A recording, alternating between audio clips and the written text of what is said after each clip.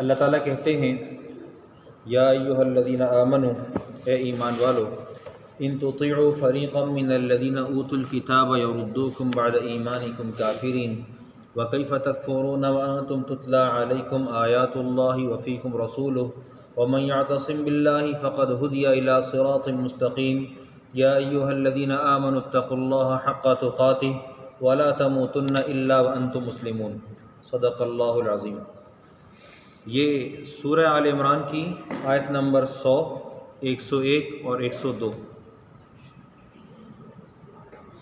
اللہ سبحانہ وتعالیٰ نے ارشاد فرمایا یا ایھا الذین آمنوا، اے ایمان والو، ان تطیعوا، اگر تم اطاعت کرتے ہو، فریقا من الذین اوتوا الکتاب، ایسی جماعت کی ان لوگوں میں سے جن کو کتاب عطا کی گئی، یردوکم، تم کو پھیر دیں گے، تم کو پلٹا دیں گے، بعد ایمانکم، تمہارے ایمان کے بعد، کافرین، کفر پر۔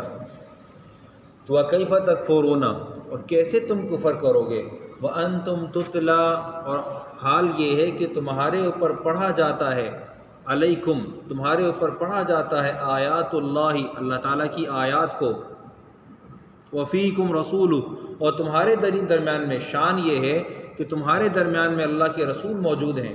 ومن یعتصم بحبل اللہ، اور جو اللہ تعالیٰ کے احکامات کو تھام لے، فقد ہدی الی صراط مستقیم، تحقیق کہ اس کی رہنمائی کر دی گئی سیدھے راستے کی طرف۔ یا ایھا الذین آمنوا، اے ایمان والو، اتقوا اللہ حق تقاتہ، اللہ تعالیٰ سے ڈرو، جیسے ڈرنے کا حق ہے، ولا تموتن الا وانتم مسلمون، اور تم نہ مرنا مگر کہ تم بہرحال مسلمان ہو۔ اللہ سبحانہ و تعالیٰ ان آیات میں ہمیں جو حکم دے رہے ہیں وہ یہ ہے کہ اہل کفر کے ساتھ جو ہمارے ربط ہیں وہ بہرحال نہیں ہونے چاہیے۔ اس سے پیچھے والی آیت سے ذرا سا پس منظر لے کر آ جاتا ہوں تو بات واضح ہو جائے گی۔ مدینہ منورہ میں جب نبی کریم صلی اللہ علیہ وسلم ہجرت کر کے تشریف لائے تو ہجرت کے بعد وہاں پر 5 قبائل آباد تھے۔ 5 میں کے 3 یہودیوں کے تھے، بنو نذیر، بنو قریظہ، بنو قینقاع، اور 2 مشرکین کے تھے جو بعد میں انصار بنے، اوس اور خزرج۔ اوس اور خزرج آپس میں لڑتے بڑھتے رہتے تھے، اور جو یہودی تھے ان کا آپس میں اختلاف بے شک ہوتا، لیکن اس اختلاف کے مقابلے میں اگر اوس اور خزرج سے ٹکرا جاتے تو آپس میں ایک ہو جاتے تھے۔ اور یہودیوں کی آپس کے ایک کے علاوہ جو ان کی وہاں پر چودراہٹ تھی، وہاں پر ان کا ٹیکہ تھا، وہ یہ تھا کہ اوس اور خزرج والے اگر آپس میں کسی جگہ کوئی رشتہ کرنا چاہتے، مشرکین آپس میں کہیں کوئی رشتہ کرنا چاہتے تو اس رشتے کے لیے بھی یہودیوں سے پوچھنے کے پابند ہوتے تھے۔ گویا کہ آزاد نہیں تھے، غلام تھے۔ آزاد تھے بھی تو غلاموں کی طرح تھے، کوئی زندگی نہیں تھی۔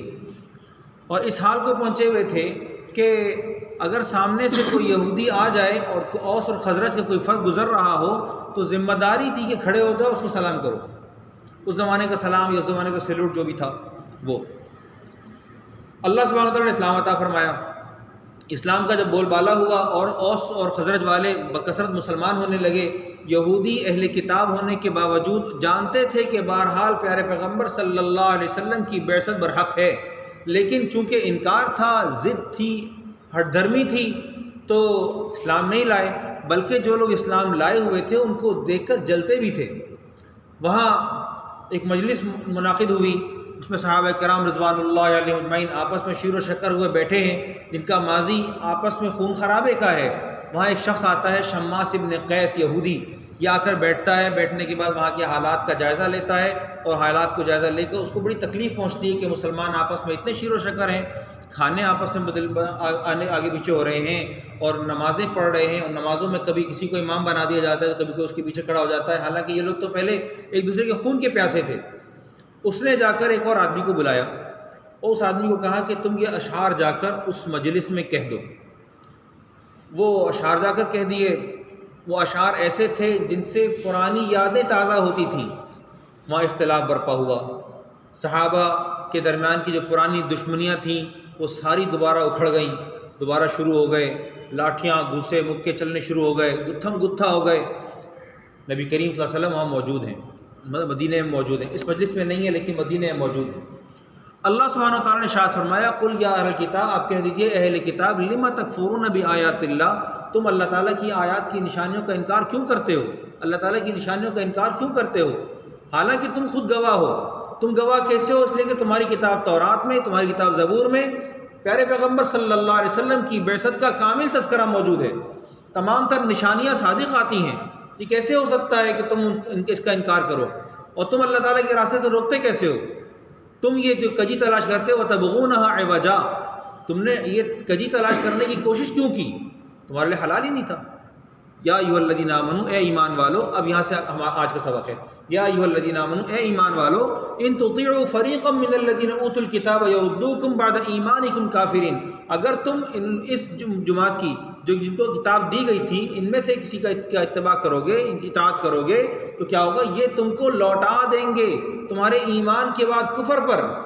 یہ تم کو تمہارا رخ پھیرنے کے لیے بیٹھے ہیں، یہ تمہیں تمہارے ایمان پر چھوڑنے کے لیے نہیں ہے۔ یہ تم کو کیا کہتے ہیں؟ پہلے ماضی میں گزر چکا، پہلے پارے میں اللہ تعالیٰ نے ارشاد فرمایا، کہنے لگے کونوا ھودا او نصارا تہتدوا، تم جو ہے وہ یہودی بن جاؤ یا نصرانی بن جاؤ، ہدایت پا جاؤ گے۔ اوس اور خزرج والو، تم یہودی بن جاؤ، مسلمان کیوں ہوتے ہو بھائی؟ تم نصرانی بن جاؤ، مسلمان کیوں ہوتے ہو؟ ہم تو بہرحال حق پر ہیں۔ نعوذ باللہ من ذالک، تم کیسے حق پر ہو؟ حالانکہ اللہ سبحانہ تعالیٰ کہہ رہے ہیں وَمَن يَبْتَغِ غَيْرَ الْإِسْلَامِ دِينًا فَلَن يُقْبَلَ مِنْهُ، جو اسلام کے علاوہ دین تلاش کرے گا اس سے وہ دین قبول نہیں کیا جائے گا۔ اسلام اگر ہے تو وہی ہے بس، اسلام کے مقابل میں کسی بھی طرح کی کوئی بھی مذہبی معلومات ناقابل قبول ہیں، اسلام ہی کی معلومات ہیں جو قابل قبول ہیں۔ اور دنیا پر دنیا کے نظام پر سب سے بڑا دعویٰ کرنے والا وہ اسلام ہے، اور حق بھی یہی ہے۔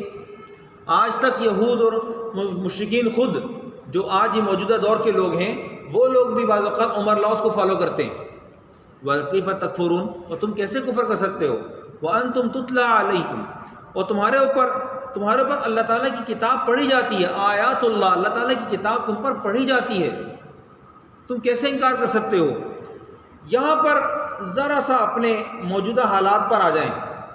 ہم نے اللہ تعالیٰ کا انکار نہیں کیا، لیکن اللہ تعالیٰ کی آیات کا انکار نہیں کر کے بھی انکار کیا ہے۔ انکار دو طرح کا ہے، ایک زبانی ہے، ایک عملی ہے۔ ہم زبانی انکار بہرحال نہیں کر سکتے، ہمیں پتہ ہے کہ جی اس کا مطلب یہ ہے کہ سیدھا سیدھا کفر، لیکن عمل ہمارا عمل بہرحال قرآن پاک سے ٹکراتا ہے۔ غیبت ہمارے یہاں کی مجلسوں کی زینت ہے، ہم غیبت سے باہر نکل جائیں، آگے کی حدود کا جائزہ لے لیں تو ہمیں نظر آئے گا، ہاں ہماری شادیوں سے لے کر ہمارے گھروں کے اندر ہونے والے تمام تر نظام، ہمارے اپنے گھروں کا انصاف، ایک باپ نیچے دو بیٹے دو بہویں، ہمارے گھر کا انصاف، جب ہمارے ہی گھر کے اندر ہی تصادم ہو اور اس کے بعد ہم اپنے اوپر 6 فٹ کے وجود کے اوپر اسلام نافذ کرنے سے کتراتے ہوں اور ہم وہاں پر اپنے رواج کو حقیقت سمجھتے ہوں اور سنت کو پرے رکھتے ہوں، دور رکھتے ہوں، اللہ تعالیٰ کے احکامات کے ہم منکر نہیں ہوں لیکن منکر ہوں، تو پھر ایسے میں کیا کہا جائے گا؟ ایسے میں یہی کہا جائے گا وَكَيْفَ تَكْفُرُونَ وَأَنْتُمْ تُتْلَىٰ عَلَيْكُمْ آیَاتُ اللَّهِ، تم کیسے انکار کرتے ہو جبکہ تمہارے اوپر اللہ تعالیٰ کی آیات پڑھی جاتی ہیں۔ وَفِيكُمْ رَسُولُ، ہمارے درمیان میں اللہ کا رسول نہیں ہے، لیکن تم خود کون ہو؟ كُنْتُمْ خَيْرَ أُمَّةٍ أُخْرِجَتْ لِلنَّاسِ، تم بہترین لوگ ہو جو امت کی نفع رسانی کے لیے نکالے گئے ہو۔ کیا کرتے ہو؟ تأمرون الناس، تم لوگوں کو حکم دیتے ہو، کس بات کا؟ امر بالمعروف کرتے جاتے ہو، تأمرون بالمعروف وتنہون عن المنکر، نیکی کا حکم دیتے ہو، برائی سے روکتے ہو۔ اور بنی اسرائیل میں اور ہم میں فرق ہی یہی ہے، جب بنی اسرائیل کو کہا لعن الذین کفروا من بنی اسرائیل علی لسان داؤد وعیسی ابن مریم، بنی اسرائیل کو داؤد کی زبان پر اور عیسی ابن مریم کی زبان پر لعنت کی گئی۔ اس لعنت کی وجہ کیا تھی؟ کیا کہا؟ کانوا لا یتناہون عن منکر، یہ جب برائی کا کام کرتے تھے اس سے روکتے نہیں تھے۔ ہمارا اور ان کا جو امتیازی فرق ہے وہ یہی تو ہے کہ ہم برائی سے روکنے والے ہیں، برائی کے ساتھ چلنے والے نہیں ہیں، لیکن موجودہ دور میں ہم برائی کے ساتھ چل لیتے ہیں اور کہتے ہیں ہم محمد رسول اللہ صلی اللہ علیہ وسلم کے امتی ہیں۔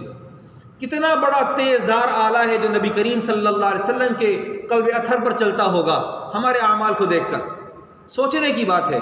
وَمَن يَعْتَصِم بِحَبْلِ اللَّهِ وَمَن يَعْتَصِم بِاللَّهِ، اور جو اللہ تعالیٰ کے حکموں کو پکڑ لے فقد هُدِیَ إِلَىٰ صِرَاطٍ مستقیم، تحقیق کہ وہ سیدھے راستے کی طرف چلا دیا گیا، رہنمائی کر دی گئی۔ یا ایھا الذین آمنوا، اے ایمان والو، اے ایمان والو اتقوا اللہ، اللہ سے ڈرو۔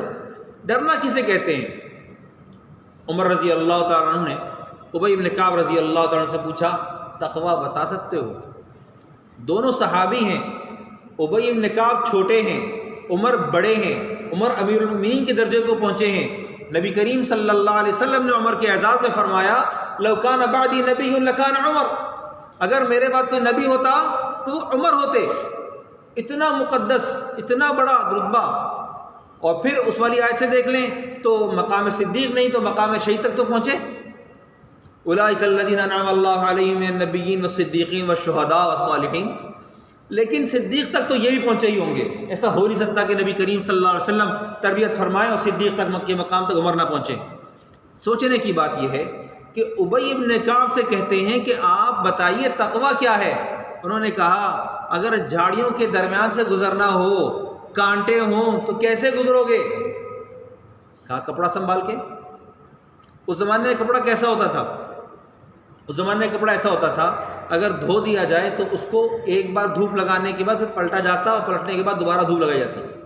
سمجھے ٹاٹ پہن لی، سمجھے ٹاٹ پہن لی۔ کتنا موٹا کپڑا ہوگا اور کتنی موٹی جھاڑی سے پٹے گا، سوچیں ایک لمحے کے لیے۔ یہ تو ہمارے یہاں کی کوالٹی اچھی ہو گئی نا، مختلف طرح کے دھاگے دستیاب ہیں، مختلف طرح کے کپڑے دستیاب ہیں۔ اس زمانے میں کون سی فیکٹریاں چل رہی تھیں؟ اس زمانے میں کون سی کپڑے کاٹن بنا رہی تھی اور جینس بنا رہی تھی؟ ایسا نظام تو نہیں تھا۔ اس زمانے میں ابی بن کعب نے جھاڑیوں کے درمیان سے کپڑا تھام کر چلنے کی مثال دی۔ یہ تقویٰ ہے۔ حدیث میں آتا ہے نبی کریم صلی اللہ علیہ وسلم نے ارشاد فرمایا کن فی الدنیا کأنک غریب و عابر سبیل، دنیا میں ایسے ہو جاؤ جیسے راہگیر یا اجنبی مسافر۔ ایک اجنبی آدمی کسی علاقے میں گھس جائے تو اس علاقے کے اندر اس کا اتنا ہی کام ہوتا ہے جتنی دیر اس کو کوئی کام ہوتا ہے۔ وہ وہاں کوئی گھومنے پھرنے ملنے جلنے نہیں جایا کرتا۔ ہم یہاں سے اسلام آباد جاتے ہیں تو راستے میں جا کر ہوٹل میں رکتے ہیں تو وہاں گھر نہیں بنا لیتے، وہاں صرف کھانا کھایا آگے بڑھو۔